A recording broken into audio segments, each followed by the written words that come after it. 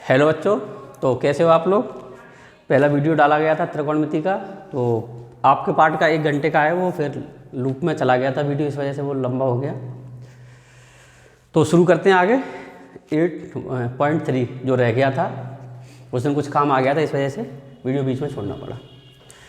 तो आशा करता हूँ आप लोगों को पहला लेक्चर समझ में आ गया होगा। बहुत सिंपल भाषा में समझाया गया है, और अगर आप कोशिश करोगे, 1-2 बार देखोगे वीडियो को, तो मुझे उम्मीद है कि आप क्वेश्चन कर पाओगे। जो सिंपल क्वेश्चन बनते हैं, सर्वसमिका हटा दी गई है। आज हम देखेंगे हाइट एंड डिस्टेंस को, और जो 8.3 जो चैप्टर रह गया था उसको देखेंगे। नेक्स्ट से हम क्या करेंगे कि प्रत्येक चैप्टर का प्रत्येक क्वेश्चन हल करेंगे, इस हिसाब से वीडियो डाले जाएंगे। चैनल बहुत छोटा सा है, अगर आप लोगों का सहयोग मिलेगा तो ये बड़ा भी हो जाएगा। तो चैनल को लाइक, शेयर और सब्सक्राइब जरूर करें। तो शुरू करते हैं। देखिए, उस दिन मैंने आपको बताया था साइन 8.3 वाला, पहले समझ लेते हैं। 8.3 एक्सरसाइज आपकी कहती क्या है। 8.3 आपकी कहती है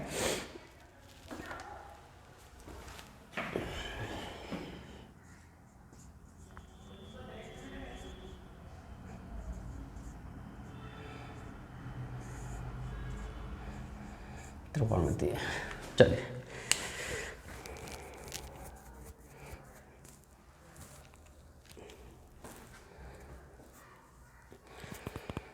तो इसमें त्रिकोणमितीय अनुपात आएंगे, ठीक है। तो इसमें मैंने आपको बताए थे 3-4 चीज़ बताई थी, याद रखें। एक बताया था मैंने, साइन 90 माइनस थीटा क्या हो जाता है, cos theta. Cos 90 minus theta sine theta, tan 90 minus theta cot theta, cot 90 minus theta tan theta,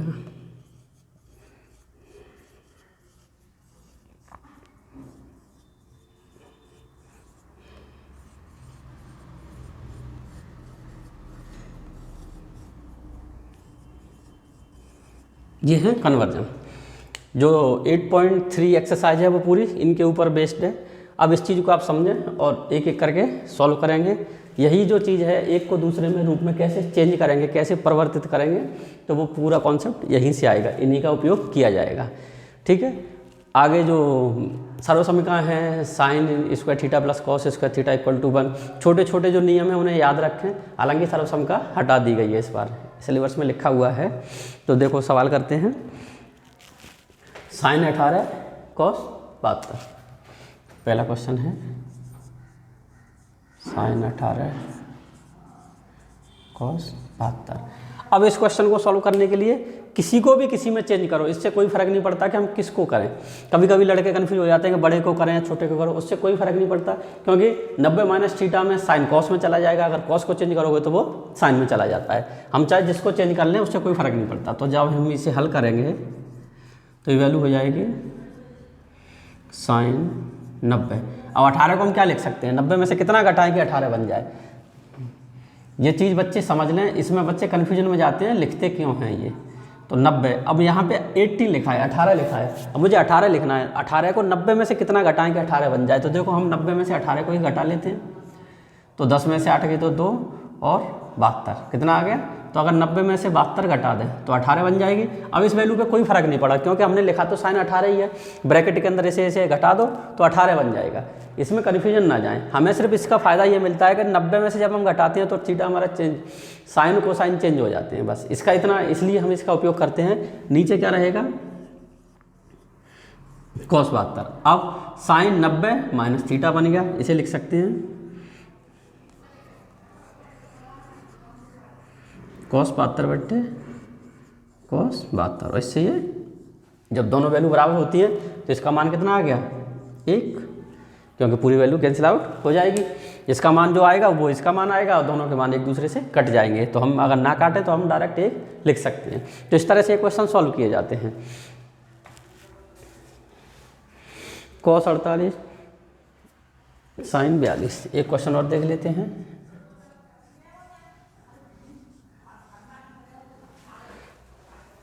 sign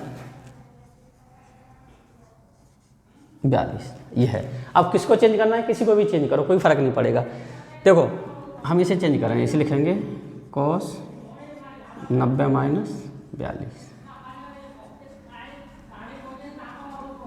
ये हो जाएगा sin 42 माइनस sin 42, क्या आ जाएगा 0। सेम संख्या से सेम संख्या घटेगी तो उत्तर क्या आ जाएगा 0। एक एक नंबर में ये क्वेश्चन जरूर पूछे जा सकते हैं, इस तरह के क्वेश्चन ट्रिग्नोमेट्री से बिल्कुल पूछे जा सकते हैं। तो इस चीज़ों का ध्यान रखें कैसे सॉल्व करते हैं। कन्वर्जन किसका करना है, किसको किस में कन्वर्ट करना है, किसी को भी किस में करो कोई फ़र्क नहीं पड़ता है। हमें सिर्फ ये देखना है अगर हम इसे करेंगे तो ये कॉस में चेंज हो जाएगा, फिर कॉस माइनस कॉस हो जाता, आंसर सेम आएगा, आंसर कभी नहीं चेंज होगा। तो इस चीज़ का ध्यान रखें बच्चे, ठीक। तो आशा करता हूँ ये चीज़ समझ में आ गई होगी।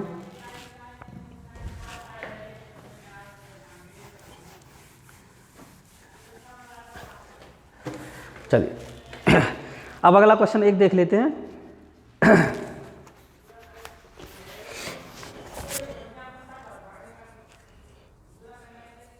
1048 1023 1042 इक्वल टू 1 दिखाइए कि अब ये प्रूव करना है कि यह चीज़ होती है कि नहीं होती है, हमें प्रूव करके बताना है। अब देखो ये कैसे प्रूव करोगे। अब आप दिमाग लगाइए कि इसमें क्या करें, कैसे चेंज हो सकता है और क्या कर सकते हैं बताइए। देखो हम क्या कर सकते हैं, हम एक एक चीज़ को चेंज करेंगे, हम सारी चीज़ को चेंज नहीं करेंगे। हम किसे चेंज करेंगे, देखो ये 48 है और ये क्या है 42, ये दोनों 90 बनते हैं और ये दोनों 90 बनते हैं। 7 और 3 10 और 6 और 2 8 और 1 9, ठीक है। हम लिखेंगे 1048 1042 1067 1023, ठीक है। अब देखो हम लिखेंगे 1048 इंटू ये हो जाएगा 1090 माइनस 48,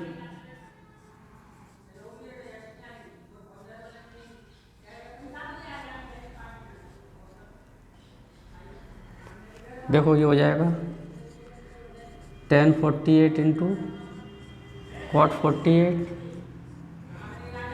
1067 इंटू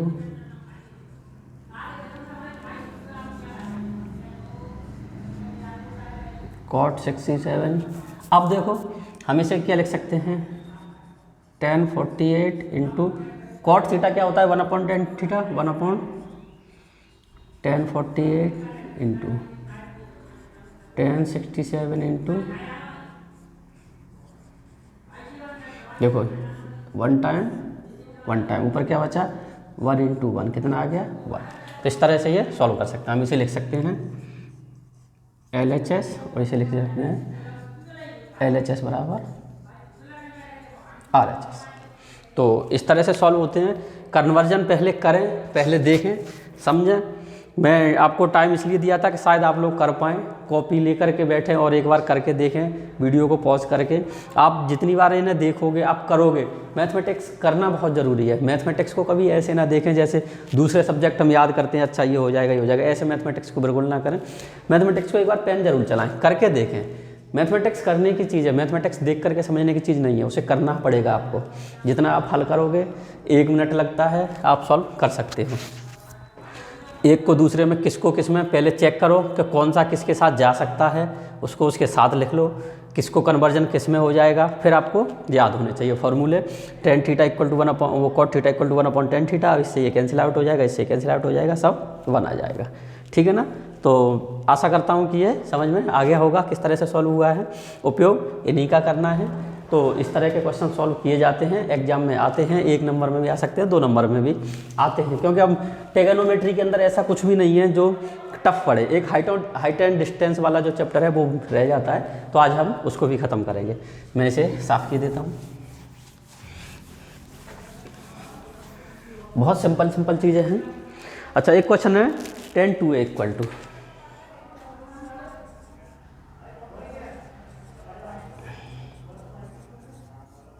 cot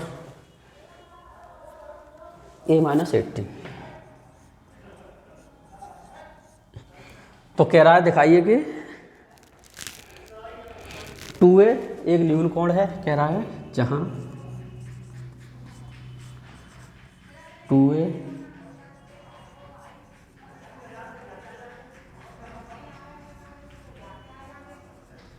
एक न्यून कोण है।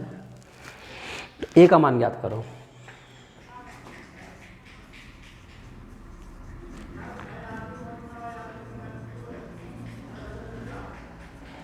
a का मान ज्ञात करो। अब ये क्वेश्चन उसने दे दिया, तो देखो हम इसमें क्या करेंगे, हम इसे हल करेंगे। tan 2a इक्वल टू हो जाएगा cot a माइनस 80। हम इसे लिख सकते हैं tan 90 minus 2a equal to, sorry tan 2a क्या होता है, यहीं पे एक समझने की चीज़ है। इसे हम लिख सकते हैं cot 90 माइनस 2a, क्योंकि cot 90 minus theta tan theta होता है। अब हम इसका उल्टा कर रहे हैं, हम tan 90 माइनस 2a नहीं लिखेंगे, हम लिखेंगे cot 90 minus 2a equal to tan 2a, क्योंकि cot 90 माइनस थीटा की वैल्यू tan थीटा होती है। और इधर हम लिख देंगे a माइनस 18। अब देखो दोनों तरफ cot हो गया, तो हम थीटा को कंपेरिजन करेंगे।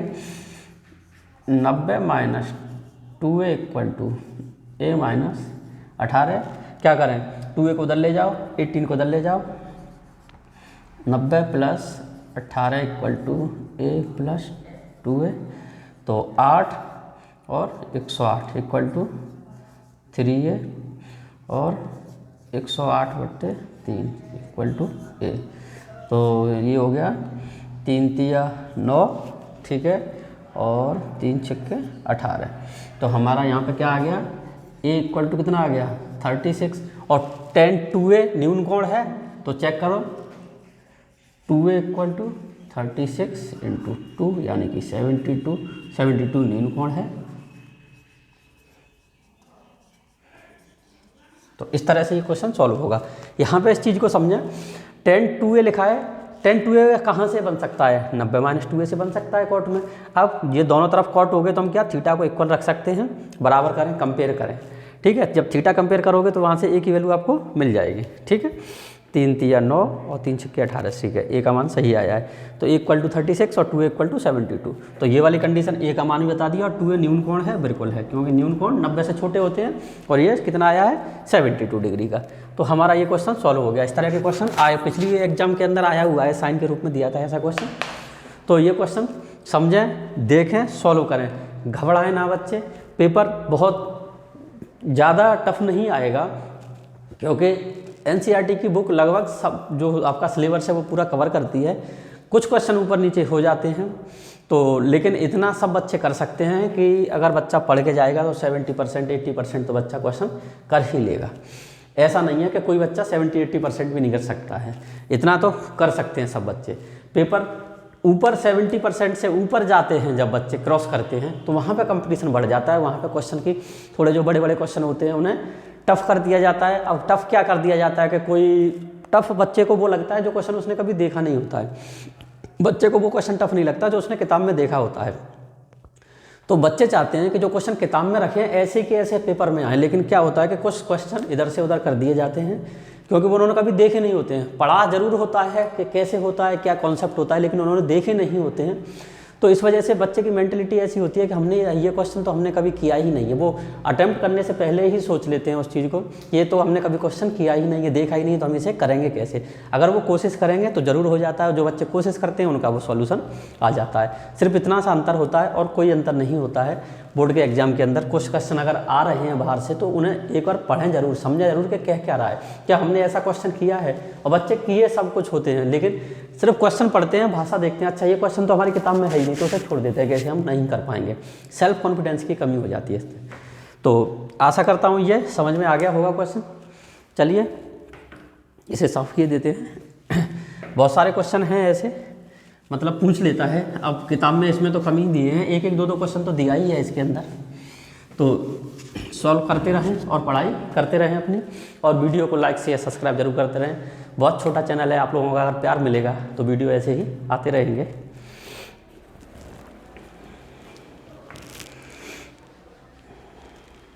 चलिए एक क्वेश्चन और है, sec 4a = cosec ए माइनस 20।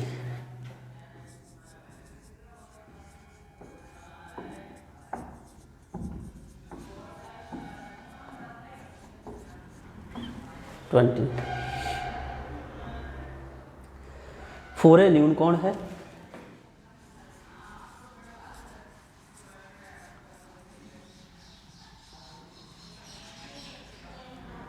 ए का मान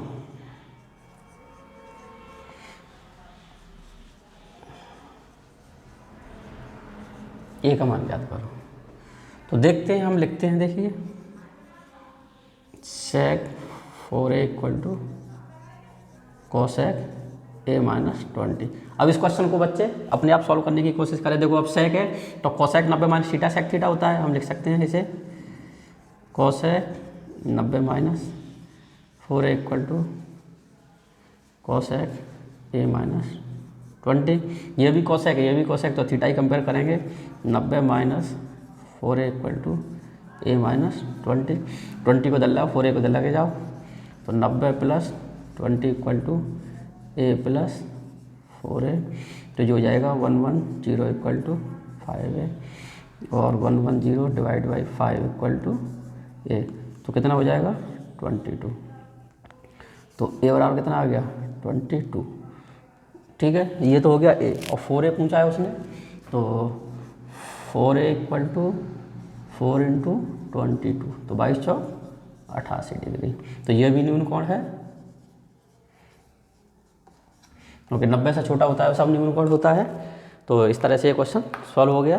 देखो एक पहला वैसा क्वेश्चन आया, इस बार सेक के रूप में रख दिया, 4a के रूप में रख दिया। तो आशा करता हूँ कि ये चीज़ें आपकी समझ में आ रही होंगी, आप आसानी से इसे हल कर सकते हैं। टफ नहीं है बहुत ज़्यादा, और बच्चों की समझ में आनी चाहिए ये चीज़ें। अपने आप क्वेश्चन करके देखें, और मुझे उम्मीद है कि इस तरह के क्वेश्चन 2 नंबर में डाले जा सकते हैं, डाले जाएंगे। जो पहली वाली एक्सरसाइज के क्वेश्चन है वो तो 1-1 नंबर लायक हैं, लेकिन जो तीसरी एक्सरसाइज है इसके क्वेश्चन 2-2 नंबर लायक है। बड़ा जो 4 नंबर का सवाल आ सकता है, क्योंकि हर एक एक्सरसाइज से ज़्यादा से ज़्यादा 6 या 7 नंबर का उठाएगा, इतनी ही एक्सरसाइज हैं। और हाइट एंड डिस्टेंस का सवाल आएगा ही आएगा, तो वो 4 नंबर में या 5 नंबर में जो भी बड़े से बड़ा सवाल देगा वो उसे पूछ सकता है। तो इसे साफ किए देते हैं। अपनी पढ़ाई जारी रखें बच्चे, पढ़ाई के साथ कॉम्प्रोमाइज़ ना करें, ठीक है।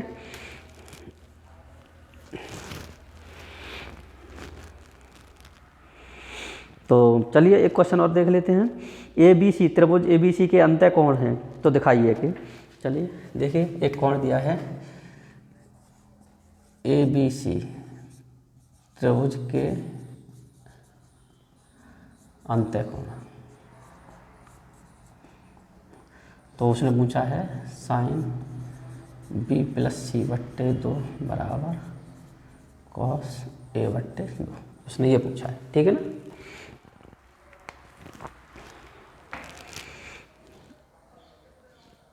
ठीक है, तो दिखाइए कि, तो ये चीज़ हमें सिद्ध करके लानी है। इसकी जगह पे हम ले लेते हैं LHS। अब देखो त्रिभुज के अंतः कोण हैं, तो हमें पता होना चाहिए कोण A प्लस कोण B प्लस कोण C बराबर कितना होता है 180 होता है, ठीक है। अब हमें यहाँ पे B प्लस C दिया हुआ है, ठीक है ना। तो हम क्या कर सकते हैं, देखो कोण B प्लस कोण C बराबर कितना बनेगा, देखो 180 माइनस A बनेगा, ठीक है। और अगर मैं इसे डिवाइड कर दूँ तो 2 से भाग देने पर, जब भाग देंगे तो कोण B प्लस कोण C बट्टे 2 बराबर कितना हो जाएगा 180 माइनस A बट्टे 2। तो ये वैल्यू हो जाएगी कोण B प्लस कोण C बट्टे 2 बराबर हो जाएगी, अलग अलग भाग दे दो 90 माइनस A बट्टे 2। देखो अब ये वैल्यू किसके बराबर आ गई, 90 माइनस थीटा के बराबर आ गई। तो अब इसे क्या लिख सकते हैं, देखो इसे लिख सकते हैं हम साइन 90 माइनस A बट्टे 2, और साइन 90 माइनस A बट्टे 2 क्या होता है कॉस A बट्टे 2। तो देखो LHS से हमने शुरू किया, आगे हमारा RHS हम लिख सकते हैं यहाँ पे LHS इक्वल टू RHS। अब ये वाले जो सवाल हैं इसमें आपको त्रिभुज आना चाहिए। त्रिभुज के अंतः कोण है, अब हम जानते हैं त्रिभुज के तीनों कोणों का योग कितना होता है 180 होता है। अब हमें यहाँ पे b प्लस सी दिया हुआ है, तो हम क्या करें इसे, या तो आप इसको उपयोग में कीजिए, लेकिन उसको उपयोग 90 माइनस ए लगाओगे, वो साइन में लेके आओगे, फिर आप इसे इक्वल रखोगे, इससे भी आप सॉल्व कर सकते हो।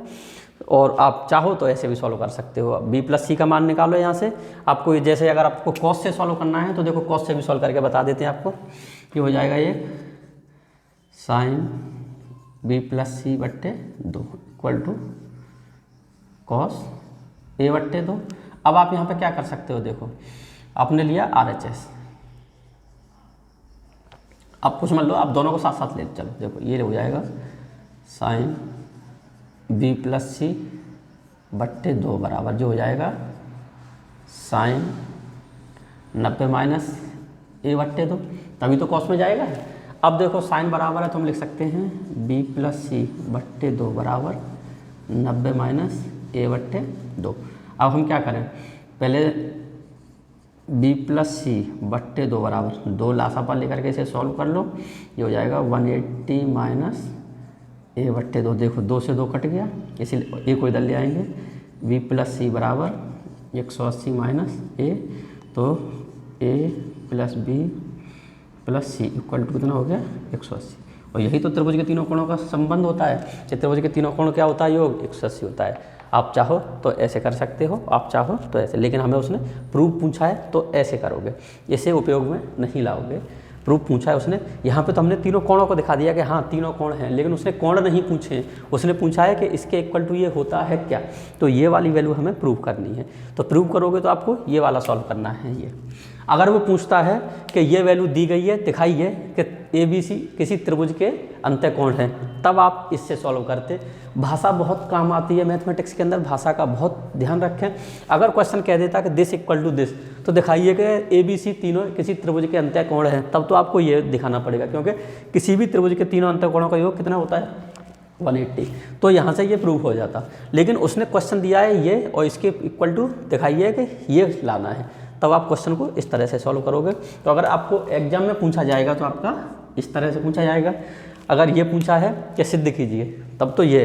लेकिन अगर ये पूछे कि एक ही क्वेश्चन है, देखो दो तरीके से फ्रेम हो गया, अगर दिस इक्वल टू दिस दे दिया तो बोला कि दिखाइए कि ये किसी त्रिभुज के अंत्यकोण है ABC, तो फिर आप इस तरह से इसे सॉल्व करोगे। ये वाला इस तरह से प्रूव होता है। प्रूव करते समय ये ध्यान रखें कि उसने हमें क्या दिया है और क्या पूछ रहा है। कई बार क्या होता है कि प्रूव हम कर देते हैं, लेकिन हमें नहीं पता होता कि हमने प्रूव किया क्या है।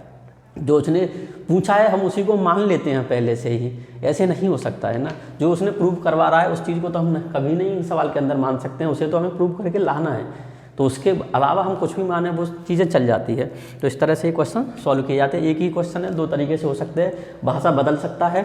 सिर्फ यहाँ पे ये लिखा है इसे प्रूव कीजिए, उसने त्रिभुज के अंत्यकोण है, और यहाँ पे दे दे कि दिस इक्वल टू दिस, दिखाइए ABC त्रिभुज के अंत्यकोण हैं, तो आप इसे इस तरह से सॉल्व करोगे। तो जो भी कंडीशन बन सकती है, मैं उन सारी कंडीशनों को लेकर के चल रहा हूँ। ये क्वेश्चन के अंदर अगर मुझे दिख रहा है कि एक क्वेश्चन दो तरीके से हो सकता है, वो फ्रेम भी दो तरीके से हो सकता है, इसे मैं ये लिख दूँ, दिखाइए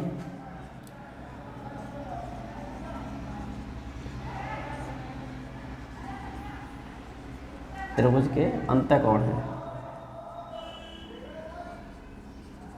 यदि दिस इक्वल टू दिस, तो ये दूसरा क्वेश्चन बन गया। और ये अंत्यकोण है तो दिखाइए ये सिद्ध करना है, ये अलग क्वेश्चन बन गया। आंसर इसका ये आएगा और इसका ये आएगा। ठीक है, तो आशा करता हूँ कि चीज़ें आपकी समझ में आ गई होंगी। क्वेश्चन को कैसे सॉल्व किया जाता है पेपर अटेम्प्ट करते समय ये ध्यान रखें, भाषा जरूर पढ़ें, भाषा पे विशेष ध्यान दें। मैथमेटिक्स की भाषा अगर आपने समझ ली, आपके लिए मैथमेटिक्स बहुत आसान हो जाएगा, बहुत ईजी हो जाता है। तो चलिए और क्वेश्चन देखते हैं। और वीडियो पसंद आए तो लाइक शेयर सब्सक्राइब जरूर करें। आप लोग अपना प्यार दिखाएंगे तभी हमारा मनोबल बढ़ता है। बहुत छोटे चैनल है, इतना कोई बड़ा चैनल नहीं है। चलिए, ये अनुपात के पदों में व्यक्त कीजिए, तो ये वाला और देख लीजिए, साइन 67 प्लस कॉस 75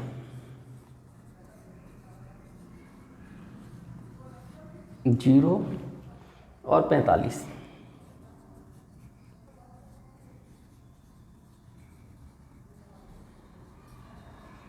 के बीच के कोणों के त्रिकोणमितीय अनुपात के पदों में व्यक्त कीजिए। तो इसमें कुछ नहीं है, देखो ये अभी 0.45 से बड़े कोण है, इन्हें छोटे में लेके आना है। हम इसे लिख सकते हैं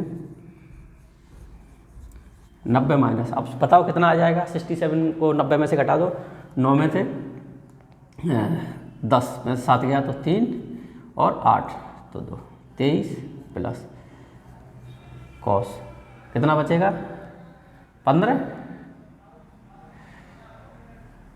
90 माइनस 15 तो ये हो जाएगा साइन 23 प्लस साइन 15। बस ये आंसर हो जाएगा इसका।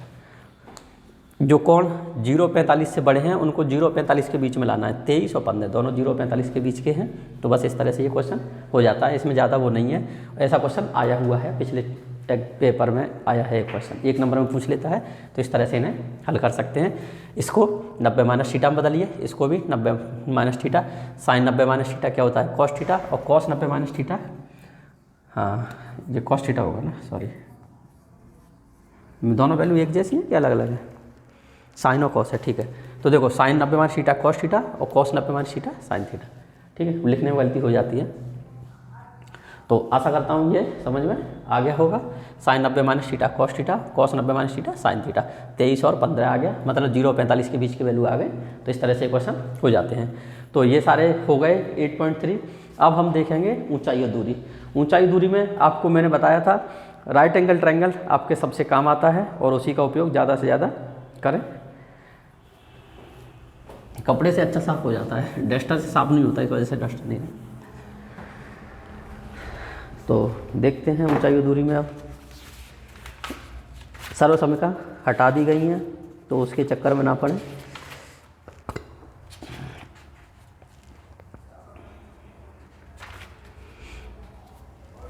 तो देखो सबसे पहले समझेंगे हम कोण कहाँ बनते हैं। जैसे मान लो ये है कोई मीनार है, और यहाँ से इसे कोई देख रहा है। अब कोई बंदा यहाँ से देख रहा है मीनार को, तो जो यहाँ इसके द्वारा यहाँ पे कोण बनेगा, इसे हम कहते हैं उन्नयन कोण।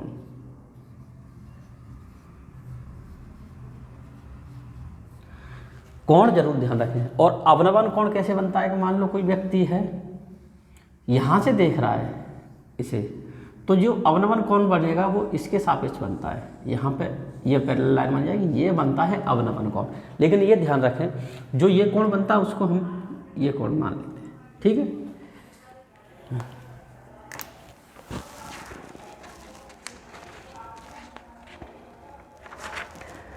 तो ज़्यादातर आपके में जो क्वेश्चन आ रहे हैं छोटे छोटे क्वेश्चन हैं।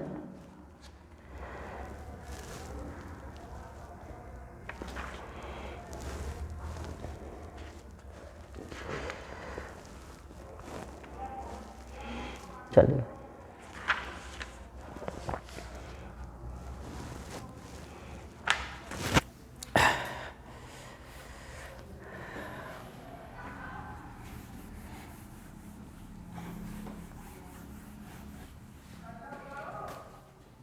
सबसे पहले समझे कोण। एक होता है उन्नयन कोण,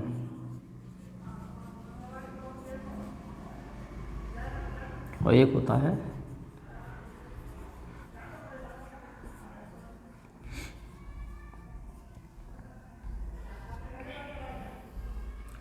जब कोई व्यक्ति नीचे से ऊपर देख रहा है तो बनता है उन्नयन, इसके सापेक्ष इसका बनता है।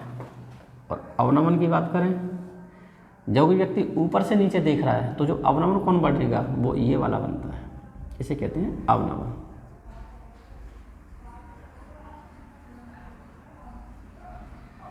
ये बनता है अवनमन, ठीक है, ध्यान रखें। तो इस कोण जो ये कोण होता है उसी को हम ये मान लेते हैं। अब यहाँ पे क्या होता है वैल्यू चेंज हो जाएगी, साइन कॉस में चला जाएगा, एक दूसरे का चेंज हो जाता है, तो उसमें ज़्यादा कन्फ्यूजन में ना जाए। लेकिन अवनमन कोण होता है वो ये बनता है, इसके सापेक्ष ना बनाए अवनमन कोण को, ये ना बना दें, ये गलत हो जाएगा। अवनमन कोण यहाँ से बनता है, ठीक है, और उन्नयन कोण नीचे से बनता है। तो सबसे पहले तो बच्चे कोणों में कन्फ्यूजन हो रहते हैं कि कौन सा उन्नयन कोण है और कौन सा अवनमन कोण है। अब देखते हैं हम सवालों को। राइट एंगल ट्रायंगल याद रखें, पूरी प्रॉपर्टी होती है राइट एंगल ट्रायंगल की लगती है। अब हम इन्हें मिटा देते हैं, इनकी हमें ज़रूरत नहीं है, क्योंकि सवाल इसके बड़े बड़े हो जाते हैं और बड़ा क्वेश्चन पूछा जाता है। तो देखो पूछा गया है, एक सर्कस का कलाकार एक 20 मीटर लंबी डोर पे चढ़ रहा है जो अच्छी तरह से तनी हुई है। ठीक है, उसने क्वेश्चन डायग्राम दे दिया है, डायग्राम पहले बनाएं, डायग्राम जरूर बनाएं। हाइट एंड डिस्टेंस का क्वेश्चन करते समय सबसे ज़्यादा इंपॉर्टेंट चीज़ है डायग्राम। यहाँ पे उसने दे दिया है, कौन दे दिया है, 30 डिग्री का, लंबी रस्सी की लंबाई है 20 मीटर। ठीक है, ये 90 का कोण हमेशा बनेगा। एक सर्कस का कलाकार 20 मीटर लंबी डोरी पर चढ़ रहा है जो अच्छी तरह से तनी हुई है और भूमि पर सीधे एक शिखर बंधा हुआ है। यदि भूमि के स्तर के साथ डोर का इतना हो तो खंबे की ऊंचाई ज्ञात कीजिए। अब उसने हमसे पूछा है ये ज्ञात कीजिए, ये ऊंचाई कितनी है ये, तो इसे हम h मानेंगे। ठीक है ना। अब देखो आप क्या उपयोग कर सकते हो, उसने हमें क्या दिया है, समकोण त्रिभुज बन गया। उसने हमें लंब पूछा है और विकर्ण दिया है, लंब पूछा है और हमें कर्ण दिया है। तो लंब और कर्ण किस किस के संबंध में रिलेशन होता है, हम जानते हैं एल ए एल बट्टे के ए। तो देखो लंब और कर्ण का रिलेशन किस में होता है, साइन में हो जाता है। हम इसे लिख सकते हैं कि साइन थीटा। अब थीटा ये माना जाता है, मैंने बताया था कर्ण 30 दिया है तो ये थीटा के सामने की बजाय के लंब मान दें तो साइन 30 बराबर क्या होता है, लंब। नाम दे दें इसे ए, इसे बी और इसे सी। तो साइन थीटा और लंब क्या हो जाएगा, ए सी व कर्ण बी सी। तो देखो साइन 30 की वैल्यू कितनी होती है, साइन 30 की वैल्यू होती है 1/2। ए सी की वैल्यू क्या है, h अपॉन बी सी की वैल्यू 20। तो ये आ जाएगा, तो देखो 20/2 बराबर h कितना हो गया 10।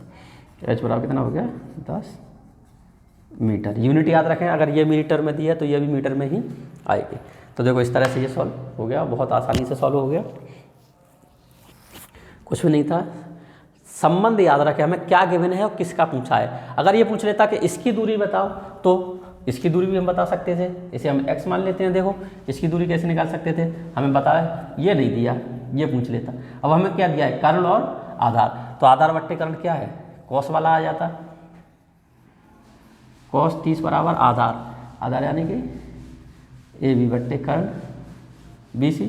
अब कॉस 30 की वैल्यू कितनी होती है, √3/2 बराबर ए बी पूछा है उसने, ए बी को हम x मान लें बट्टे और बी सी 20। तो ये हो जाएगा देखो 20 गुणा √3/2 बराबर x। इससे ये 10 बार कट जाता, कितना आ जाता है 10√3। तो ये वाली भी दूरी आ जाती। हमें हाइट एंड डिस्टेंस में याद रखना एक चीज़ गिवन जरूर होगी और त्रिभुज बनेगा वो 90 का बनेगा। त्रिभुज के साथ में आप खेलना सीखिए कि हम इससे क्या है, एक चीज़ दी है दूसरी, या अगर ये पूछा है तो डायरेक्ट ये निकालो, रिलेशन देखो हमें कौन सा उपयोग करना है। और अगर उसने ये दिया है ये पूछा है तो रिलेशन देखो। रिलेशन बहुत ज़रूरी है, जब तक आप रिलेशन नहीं देखोगे जब तक आपका सवाल नहीं आएगा। हमें समझ में ही आना चाहिए हमें किस चीज़ का उपयोग करें। माइंड इतना तेज होना चाहिए आप लोगों को, आप चित्र देख करके समझ जाओ कि इसमें ये दिया है तो इसके लिए हम इसका उपयोग करेंगे। अब ये किस किस चीज़ में आता है, देखो उसने कर्ण दिया है तो कर्ण किस में आता है, साइन में और कॉस में आ रहा है कर्ण, तो टेन का तो हमें उपयोग करना नहीं है। अब साइन कॉस में आ रहा है लेकिन साइन कॉस के साथ में एक में आता है लंब का उपयोग, एक में आता है आधार का। अब यहाँ पे उसने लंब पूछ लिया तो हम साइन वाले को ले लेंगे, अगर आधार पूछ लेता तो हम कॉस वाले को ले लेते। क्वेश्चन बहुत सरल आ जाते हैं। हाँ, क्वेश्चन कभी कभी लगते हैं बहुत बड़े बड़े, लेकिन जब डायग्राम बनाओगे, डायग्राम बहुत ज़रूरी है। हाइट एंड डिस्टेंस के किसी भी सवाल को सॉल्व करने से पहले आपको डायग्राम जरूर बनाना है, बिना डायग्राम के क्वेश्चन सॉल्व ना करें क्योंकि गलती हो जाएगा। तो एक ही क्वेश्चन है, अगर ऐसे पूछा तो ये आ गया, ऐसे पूछा तो ये आ गया। ठीक है, आया हुआ क्वेश्चन है शायद पिछली बार ये।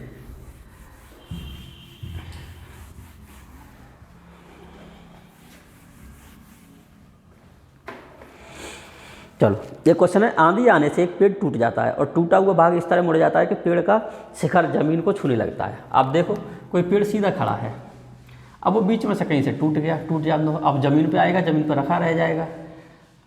अब ये कौन बनेगा 90 का, और इसके साथ 30 अंश का कोण बना रहा है। यहाँ पे कोण कितने का बनना है 30 डिग्री का, तो ये उन्नयन कोण हो गया। पेड़ के पाद बिंदु की दूरी जहाँ पेड़ शिखर को जमीन छूता है 8 मीटर है। अब यहाँ से ये वाली दूरी दे दी उसने, कितनी है, ये है 8 मीटर। ठीक है,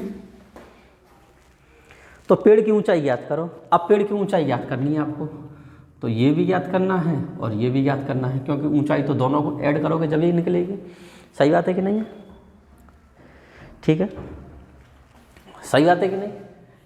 आपको ये भी ज्ञात करनी है, ये भी, क्योंकि दोनों को जोड़ोगे जब भी पेड़ की ऊंचाई ज्ञात करोगे। अब देखो ये दिया है, तो हम इसे मान लें h और इसे मान लें हम कुछ भी मान लो x। तो सबसे पहले हम h को निकालें। देखो 90 का कोण है, अगर हमें x निकालना होगा तो this square plus this square हो जाएगा। तो पहले हम h को निकालें। अब h क्या है? देखो लंब और आधार की उपयोग पड़ी, तो हमें पता है LAL बट्टे KKA। भैया लंब और आधार किस में आ रहे हैं? 10। तो हम उपयोग करेंगे 10 30 बराबर लंब, नाम दे लो आप h बट्टे आधार 8। 10 30 की वैल्यू कितनी होती है? 1 बट्टे √3।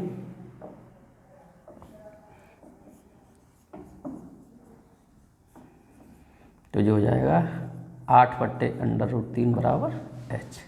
देखो ये आ गया।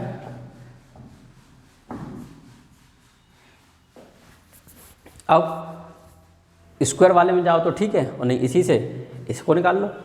ये तो 10 30 हो गया। अब क्या है? हमें कर्ण निकालना है, तो आधार और कर्ण का उपयोग किस में हुआ है? कॉस में। कॉस 30 बराबर क्या हो जाएगा? आधार यानी कि 8 बट्टे कर्ण x। कॉस 30 की वैल्यू √3 बट्टे 2 बराबर 8 बट्टे x। तो x बराबर कितना हो जाएगा? 8 गुणा 2 बट्टे √3 यानी कि 16 बट्टे √3। और कुल दूरी पेड़ की ऊंचाई कितनी हो जाएगी? h प्लस x यानी कि 8 बट्टे √3 और प्लस के 16 बट्टे √3। तो कितना हो जाएगा?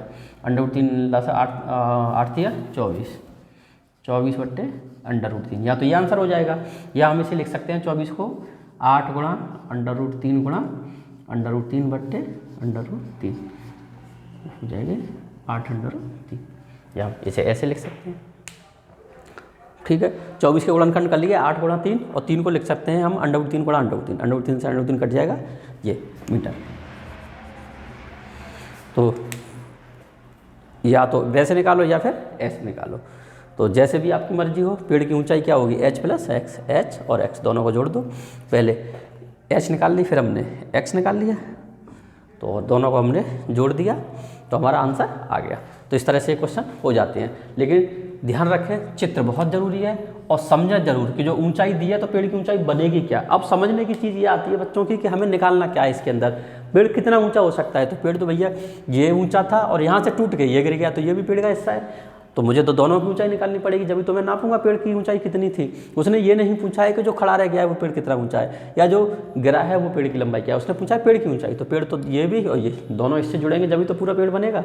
तो इस चीज़ का ध्यान रखें बच्चे, ये कॉमन सेंस की चीज़ होती है कि बच्चे इस चीज़ को समझ पाते हैं कि नहीं समझ पाते हैं। क्वेश्चन 2 नंबर में, 3 नंबर में, 4 नंबर में अच्छा सवाल दे देगा तो और बड़े में आ जाएगा। तो चीज़ों को समझें और समझ के करें बच्चे। हाइट एंड डिस्टेंस, आज त्रिकोणमिति का आपका पूरा ये ख़त्म हो जाएगा। आप लोग रिवीजन करें, अच्छे से करें, और आशा करता हूँ कि किसी को तो फ़ायदा होगा। अगर आप 2 नंबर का भी फ़ायदा कर पा रहे हैं तो वो आपके फ़ायदे का ही सौदा है, उसमें कोई नुकसान नहीं है। और अगर वीडियो पसंद आए तो लाइक शेयर सब्सक्राइब जरूर करें।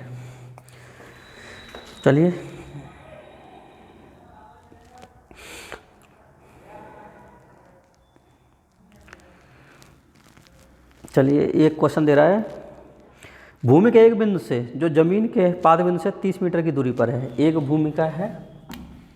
पहले फिसल पट्टी वाला कर लेते हैं, फिसल पट्टी वाला पूछा गया सवाल है। एक ठेकेदार बच्चों को खेलने के लिए एक पार्क में 2 फिसल पट्टी लगाना चाहती है, ठीक है। 5 वर्ष से कम उम्र के बच्चों के लिए वह एक ऐसी फिसल पट्टी लगाना चाहती है जिसका शिखर इतने मीटर की ऊंचाई पर हो। मतलब पहले 5 वर्ष वाले का सवाल करें। अब इसमें 2 चित्र बनेंगे।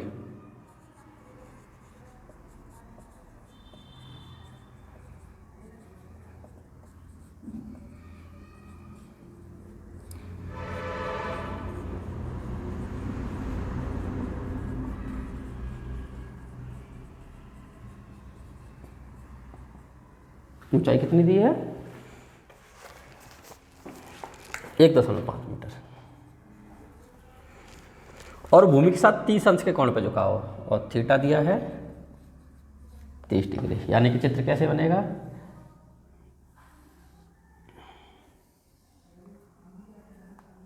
ये होगा 1.5 मीटर और ये हो जाएगा 30 डिग्री का, ठीक है। जबकि इससे अधिक की उम्र के बच्चों के 3 मीटर की ऊंचाई पर, अब इससे बड़े बच्चे आएंगे तो उसने ऊंचाई बढ़ा दी, 2 चित्र बनेंगे, 3 मीटर कर दी और थीटा हो गया 60 डिग्री का। तो प्रत्येक स्थिति में फसल पट्टी की लंबाई क्या होगी, अब इसकी लंबाई बतानी है, ये वाली, इसकी लंबाई क्या होगी और इसकी लंबाई क्या होगी, दोनों को बताना है। तो देखो सबसे पहले ए बी सी, एच दिया है, इसे एक्स मान लो, के पूछा है तो पहले के निकालेंगे। अब देखो क्या दिया है, लंब और कर्ण, लिख लो एल ए एल अपॉन के ए। तो लंब और कर्ण किस में रिलेशन है, साइन में, तो हम लिख सकते हैं साइन 30 बराबर लंब, यानी कि 1.5 बट्टे कर्ण एक्स। साइन 30 की वैल्यू कितनी होती है, साइन 30 की वैल्यू होती है 1/2 बराबर 1.5 बट्टे एक्स, तो ये हो जाएगा x बराबर 3 मीटर, ठीक है, क्योंकि इसको इधर ले आओ, इसको इधर ले जाओ, तो x बराबर 3 मीटर, तो इसकी आगे थी 3 मीटर। अब दूसरे में 5 वर्ष से कम के लिए, अब 5 वर्ष से अधिक,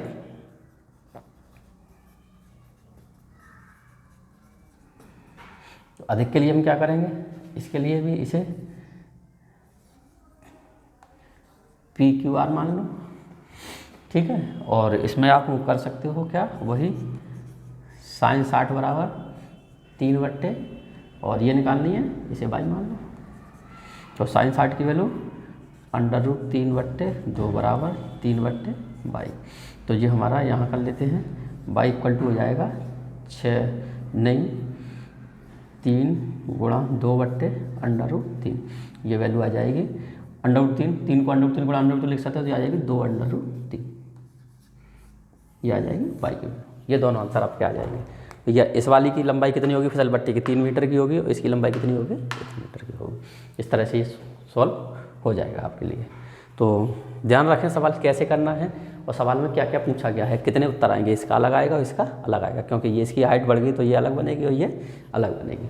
तो इस चीज़ का ध्यान रखें और विशेष ध्यान रखें बच्चे सॉल्व करते समय, बहुत काम की चीज़ आती है और समझना आसान होता है। अगर समझ में आ जाए तो क्वेश्चन बहुत आसान हो जाते हैं। हमें रिलेशन किस में ढूंढना है, सिंपल क्वेश्चन आ सकता है बिल्कुल, कोई टफ क्वेश्चन आता है अगर बच्चे नहीं सॉल्व कर पाते तो अलग बात है, लेकिन जहाँ तक मैंने पुराना पेपर देखा है उसमें ये क्वेश्चन शुरुआत के 2 3 4 इन्हीं में से ज़्यादातर क्वेश्चन रिपीट हो रहे हैं। एक बात जरूर बच्चे गौर करें कि किसी भी एक्सरसाइज को बच्चे सॉल्व कर रहे हैं तो एग्जाम के अंदर NCERT की जो बुक है, सरकारी NCERT की किताबें, शुरुआत के ऊपर के ही क्वेश्चन पूछ लिए जाते हैं। बहुत कम ऐसे टॉपिक हैं जहाँ पे अंदर से क्वेश्चन पूछ रहा है या टफ क्वेश्चन बना रहा है। अगर किताब से क्वेश्चन पूछा गया है तो या तो वो एग्जाम्पल पूछ रहा है या ऊपर के ही क्वेश्चन उठा लेता है। वो भी ज़्यादा अंदर नहीं जा रहे हैं कि नीचे की तरफ बढ़ें और बड़े बड़े क्वेश्चन पूछें, उनकी भी ऐसी मंशा नहीं है कि बच्चों को ज़्यादा परिस्थिति में डालें या सोचने पे मजबूर करें। जो पुराना पेपर है वो तो यही दिखाता है, ठीक है ना। तो इस चीज़ को समझें और शुरुआत के जो क्वेश्चन है उन्हें बच्चे ज़रूर सॉल्व कर लें। तो ये हो गया।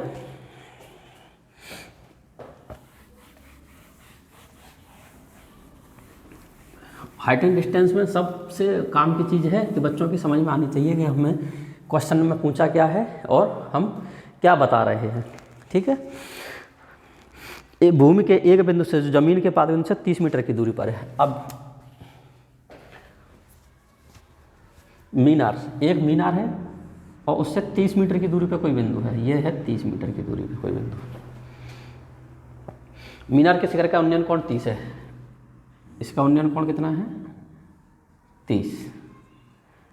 तो कह रहा है मीनार की ऊंचाई ज्ञात करो, h ज्ञात करना है। अब देखो बहुत सिंपल है, क्या क्या दिया है LA/L/K। अब देखो आधार दिया है और लंब पूछा है, संबंध क्या है L/A, क्या लगेगा tan थीटा। tan 30 बराबर क्या हो जाएगा लंब, यानी कि h/30। अब tan 30 की वैल्यू कितनी होती है, tan 30 की वैल्यू होती है 1/√3 बराबर h/30, और हम इसे लिख सकते हैं 30/√3 बराबर h। ठीक है, अब बच्चे इस चीज़ को एक बार और सीख लें, ये मैं कैसे करता हूँ। बच्चे इसमें कन्फ्यूजन हो जाते हैं कि कैलकुलेशन नहीं होती है, यहीं आंसर छोड़ेंगे या भाग दें। देखो ध्यान रखो, ऊपर का जो नंबर है उसके फैक्टर करो, क्या वो 3 का फैक्टर है, क्या उसमें 3 आ रहा है। जैसे मैं लिखा 30, तो 30 को मैं लिख सकता हूँ 10 गुणा 3। ठीक है, अब ध्यान दें, मैं पहले ये बता चुका हूँ, 3 को हम क्या लिख सकते हैं, 3 बनता है मेरा √3 गुणा √3 से, 3 मेरा ऐसे बनता है। तो मैं ऐसे लिख सकता हूँ 10 गुणा √3 गुणा √3। √3 का ही सबसे ज़्यादा उपयोग होता है। अब ये वैल्यू इसकी जगह पे आ जाएगी, तो इसे हम लिख सकते हैं 10 गुणा √3 गुणा √3 बट्टे √3। एक √3 से √3 कट गया, h तो कितना रह गया 10 √3 बराबर h। हाइट निकल गई मेरी। इस तरह से हाइट निकाल सकते हैं। ज़्यादा कन्फ्यूजन में ना जाएं बच्चे, बहुत ही आसानी से सॉल्व कर सकते हैं। फॉर्मूला अपना लिखा है tan थीटा बराबर लंब बट्टे आधार, लिखें और अपना सॉल्यूशन शुरू करें।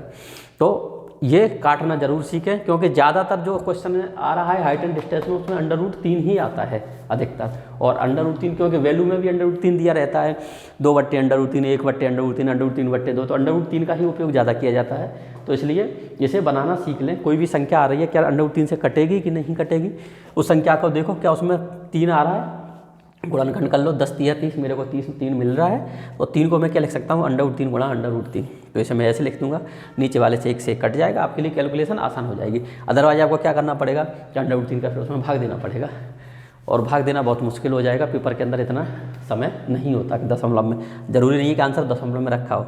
आंसर इस तरह से भी आप निकाल सकते हो, ये आंसर बिल्कुल सही है, इसे कोई गलत नहीं कह सकता है। ठीक है, तो आशा करता हूँ ये चीज़ आपकी समझ में आ गई होगी।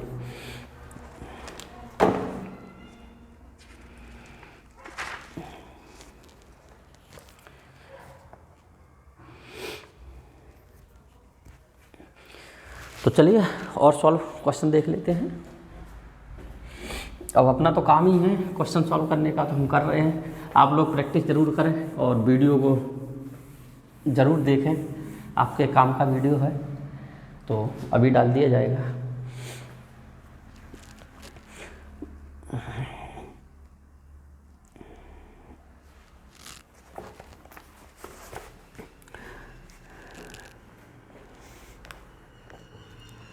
भूमि के एक बिंदु से भवन के शिखर पर लगी एक संचार मीनार के तल और शिखर का उन्नयन कोण है। मीनार की ऊंचाई ज्ञात कीजिए। देखते हैं, मान लो ये हो गया हमारा चित्र। अब इसके ऊपर कुछ लगा हुआ है, मेरे ख्याल से जो आ रहा है वो यही समझ में आ रहा है। ये 20 मीटर है, तो कह रहा है कि इसका कोण और इसका कोण, ये 2 कोण दिया है उसने। ये तो हो गया 45 और ये हो गया 60।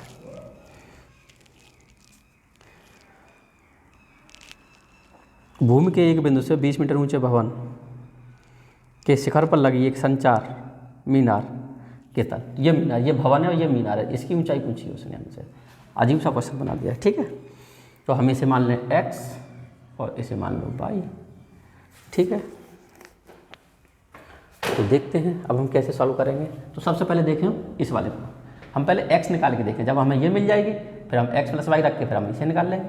तो सबसे पहले निकालो x, पहले वाले की दूरी निकालो। हमेशा ध्यान रखना, अगर ऊपर की दूरी पूछा तो पहले यहाँ तक तो पहुँचे, जब यहाँ पहुँच जाएंगे फिर ऊपर को हम देखेंगे बाद में, लेकिन पहले यहाँ तक तो पहुँचे। तो हमें क्या क्या दिया है, देखो लंब और आधार, तो हम कर सकते हैं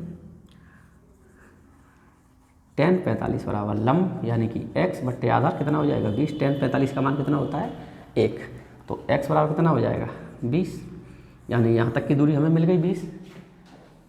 अब ये वाली दूरी कितनी हो जाएगी 20 + y, और y का उसने मान पूछा है। अब हम tan 60 लगा देंगे। देखो 2 लाइन में सवाल खत्म हो जाएगा।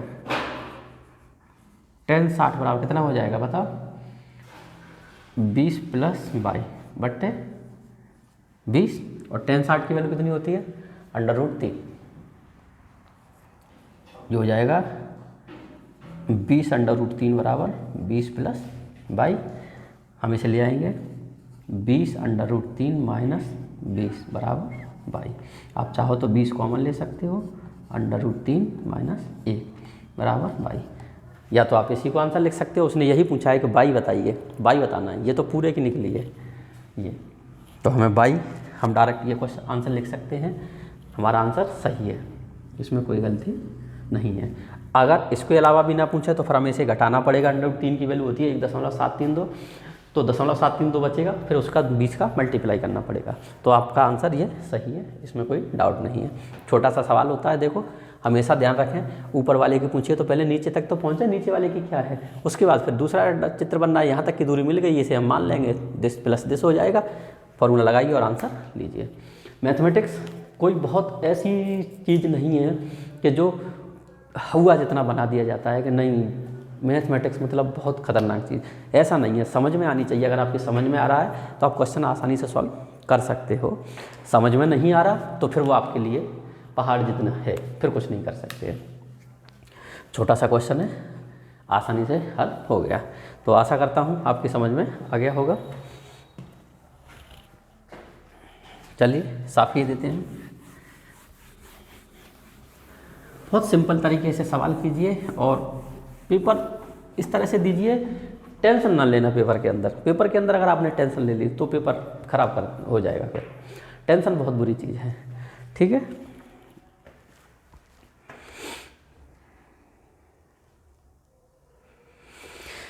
ये क्वेश्चन करते हैं, एक मीनार के पाद बिंदु से एक भवन के शिखर का उन्नयन कोण 30 है और भवन के पाद बिंदु से मीनार का उन्नयन कोण 60 है। मीनार की ऊंचाई ज्ञात कीजिए।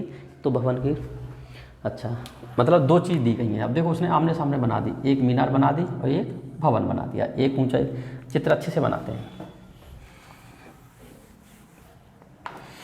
मान लो ये तो हो गया भवन और एक ये हो गई मीनार, ठीक है। आमने सामने हमने दो बना दिए। अब सवाल क्या कह रहा है, सवाल किताब उठाई लेते हैं। एक मीनार के पाद बिंदु से भवन के शिखर का उन्नयन कोण 30 है, मतलब ये वाला कोण कितना है, 30। सॉरी।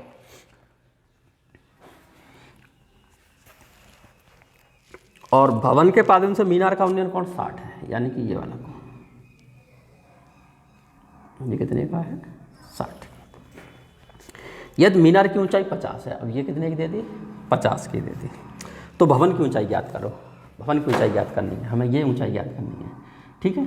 अब देखो ये बहुत अच्छा क्वेश्चन है, समझाता हूँ मैं। ABCD मान, ठीक है, इसे हमने H मान दिया।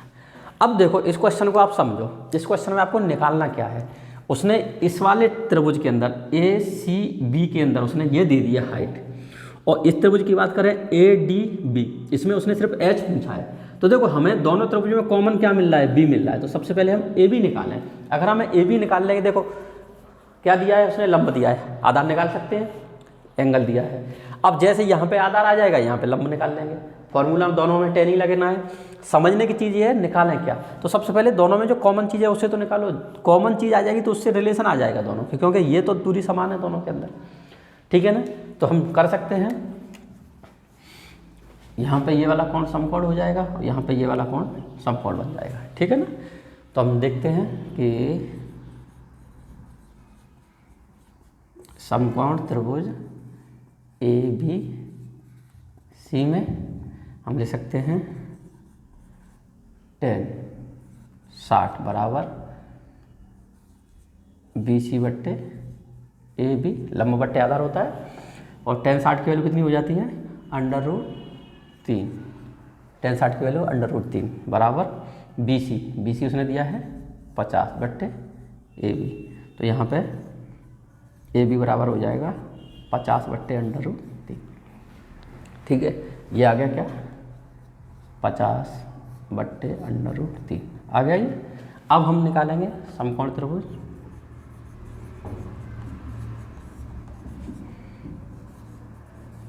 ABD में, ठीक है। 10 30 बराबर क्या हो जाएगा, H बट्टे AB, और 10 30 की वैल्यू कितनी होती है, यहाँ कर लेते हैं, 1 बट्टे √3 बराबर H बट्टे AB, 50 बट्टे √3। तो ये आ जाएगा 50 बट्टे √3 गुणा √3 बराबर H, और ये हो जाएगा 50 बट्टे 3 बराबर H। ये आ गया आंसर आपका, ठीक है। भाग देना चाहो तो भाग दे लो, नहीं इतना छोड़ सकते हो। ये मीटर में, ठीक है, क्योंकि 50 मीटर है तो ये भी मीटर, एच बराबर आ जाएगा 50/3 मीटर। सिंपल है। सबसे पहले अगर दो त्रिभुज बन रहे हैं और दूसरे का पूछा है तो पहले रिलेशन बीच में जो कॉमन है उस चीज़ को निकालो हमेशा। अगर आप उस कॉमन वाली चीज़ को निकाल लोगे तो तीसरी चीज़ अपने आप मिल जाएगी, फिर कुछ नहीं बचेगा उसके अंदर। हमें समकोण त्रिभुज में कोई एक चीज़ पता होनी चाहिए, कोण पता होना चाहिए। वो हमें इसमें ये दे दिया, उसने कोण दे दिया, हमें मिल गया दोनों चीज़। अब हम इसका कुछ भी निकाल सकते हैं। लंब दे दिया, लंब आधार पूछा है तो लंब आधार का रिलेशन लगाएंगे, कर्ण पूछता तो लंब कर्ण का रिलेशन लगा देते। हमारे पास तीनों का रिलेशन होता ही है। पता है आपको L/A/L/K हमें जब ऐसे ही पढ़ाया जाता था और वही चीज़ हम आपको सिखा रहे हैं। ये कभी फेल नहीं हो सकती ये चीज़, और जेन्युइन चीज़ है, कोई इसे गलत भी नहीं साबित कर सकता है। जो चीज़ें हैं उसे हम आपको पढ़ा रहे हैं, सिखा रहे हैं, जो हमने पढ़ा है हमारे गुरुओं से। बहुत मेहनत करते थे उस समय वो लोग, अब हम आप लोगों को सिखा रहे हैं। तो देखिए, आशा करते हैं कोई तो सीखेगा। अगर हमारे पढ़ाई हुए कोई एक भी सीख गया तो हमारा तो जीवन वैसे ही धन्य हो गया। भैया सीखना चाहिए बच्चे को, किसी एक की तो ज़िंदगी पटरी पे आएगी। तो आशा करता हूँ कि ये समझ में आ गया। टीचर का यही काम होता है, टीचर दूसरों को बनाता है, तैयार करता है, समाज को बनाता है टीचर एक किसी के को। और समाज अगर अच्छा बनता है तो देश भी उन्नति करता है। तो आशा करता हूँ कि ये चीज़ें आपकी समझ में आ गई होगी। बहुत सिंपल है और बहुत सरल तरीके से है। हमेशा देखें, डरे ना, घबराएं ना। डायग्राम पहले बनाएं, पहले चित्र बनाएं, चित्र बनने के बाद देखो रिलेशन किस किस के बीच में है, क्या पूछा है उसने। जो चीज़ त्रिभुज के अंदर लेके आओ कि क्या चीज़ दोनों में कॉमन हो सकती है। इस तरह का अगर क्वेश्चन आता है तो वो आसानी से सॉल्व हो जाता है, और इस तरह के क्वेश्चन आराम से 4 नंबर में पूछ लिए जाते हैं। तो हम 4 नंबर छोड़ के आने वाले नहीं हैं, सवाल तो हम ऐसे करके आएंगे, ठीक है ना। जो बच्चे मेरे यहाँ पढ़ते हैं वो सब सीख रहे हैं। शुरुआत में क्या होता है कि अब जल्दबाजी का समय होता है तो जल्दबाजी में तो इतना नहीं सिखा सकते, लेकिन जो बच्चे ट्यूशन वगैरह के लिए आते हैं, ज़्यादा नहीं आते, कम ही आते हैं, क्योंकि मैं किसी स्कूल में नहीं पढ़ाता हूँ, और स्कूल में ना पढ़ाने की वजह से ये होता है कि स्कूल वाले कहीं दूसरी जगह ट्यूशन के लिए भी नहीं जाने देते बच्चों को। किसी ना किसी तरह से कहे प्रैक्टिकल के नंबर नहीं देंगे या एग्ज़ाम में कोई हेल्प नहीं करेंगे, इस तरह से बच्चे फिर डर जाते हैं। तो कोई दिक्कत नहीं है, जिसे पढ़ना है वो अपने आप आ जाते हैं। मैं किसी स्कूल में इसी वजह से नहीं पढ़ाता हूँ कि स्कूल के हिसाब से चलना पड़ेगा, और स्कूल के हिसाब से चलो तो फिर वहाँ सिलेबस ऐसे ही हो पाता है। प्रॉपर टाइम में 10th क्लास का मैथमेटिक्स है, ज़्यादा से ज़्यादा अगर आप कितना भी धीमे चलोगे तो 4 से 5 महीने लास्ट हो जाता है, इससे ज़्यादा नहीं। और 4 से 5 महीने में भी एक बार नहीं, आप चाहो तो हर चैप्टर का रिवीजन भी बच्चे को करवा सकते हो, इससे ज़्यादा टाइम नहीं लगता है। कितने भी आसानी से आराम से चलो, कितना भी स्लो चलोगे, तब की बात कर रहा हूँ मैं। अगर बच्चे पढ़ने वाले हो गए, पढ़ने वाला मिल जाए तो 2 महीने में ख़त्म हो जाता है मैथमेटिक्स। ऐसा कुछ नहीं है, एक बच्चा तो एक महीने में कर जाता है। वो डेली 4-4 घंटे बैठ जाते हैं मेरे पास आकर के कि माँ साहब बताओ। अब माँ साहब तो घर पे बैठे हैं तो पढ़ाओ, पढ़ाना शौक़ है तो मेरे को पढ़ाने में मज़ा आता है। तो जैसे बच्चे पढ़ते हैं मैं उन्हें ऐसे पढ़ा देता हूँ। चलिए आगे देखते हैं, सवालों को समझें और सॉल्व करें। तो आशा करता हूँ ज़्यादा टफ सवालों की तरफ हम नहीं जाएंगे, इसलिए नहीं जाएंगे कि आप समझ में ही नहीं पाओगे, लेकिन जितने जो क्वेश्चन सिंपल हैं, जो पुराने एग्जाम में आए हुए हैं, वो इस तरह के क्वेश्चन आए हुए हैं, और ऐसे ही क्वेश्चन आपको करने हैं, क्योंकि एग्ज़ाम आपके बिल्कुल नज़दीक है। अब क्या है, 21 तारीख को यूपी बोर्ड का एग्ज़ाम है। आप प्रैक्टिस करें